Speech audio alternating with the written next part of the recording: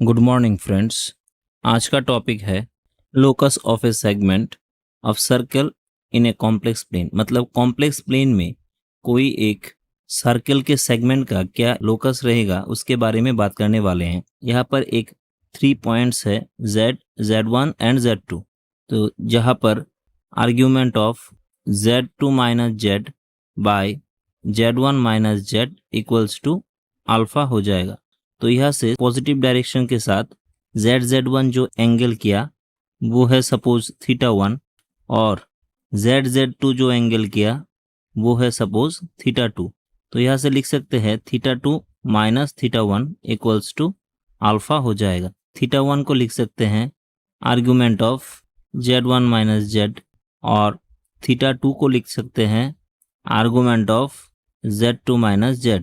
Since θ2 minus θ1 equals to alpha, तो यहाँ से लिख सकते हैं argument of z2 minus z minus argument of z1 minus z equals to alpha. तो यहाँ से लिख सकते हैं argument of z2 minus z by z1 minus z equals to alpha, क्योंकि argument of z1 minus z2 को हम लोग argument of z1 by z2 भी लिख सकते हैं। In the similar way argument of z2 minus z by z1 minus z equals to minus alpha हो जाए।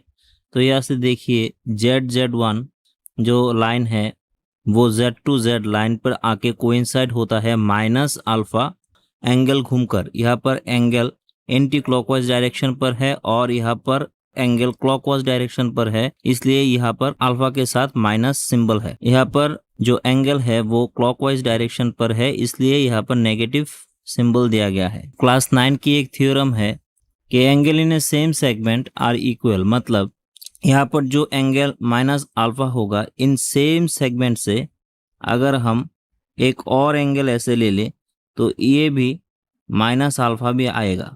यहाँ से अगर और एक एंगल ले ले तो ये भी माइनस अल्फा के बराबर ही आएगा।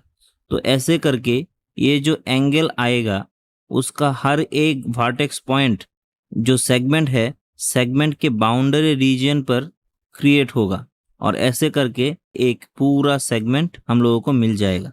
तो if argument of z2 minus z by z1 minus z equals to alpha हो जाए तो ये एक सर्कल के सेगमेंट को रिप्रेजेंट करेगा। अल्फा की वैल्यू अगर 0 से 90 डिग्री तक हो तो ये z जो है वो मेजर आर्क पर लाई करेगा, और अगर अल्फा का वैल्यू 90 डिग्री हो तो z सेमी सर्कल पर लाई करेगा, और अगर 90 से बड़ा हो अल्फा की वैल्यू और 180 डिग्री से छोटा हो तो z माइनर आर्क पर सिचुएटेड होगा।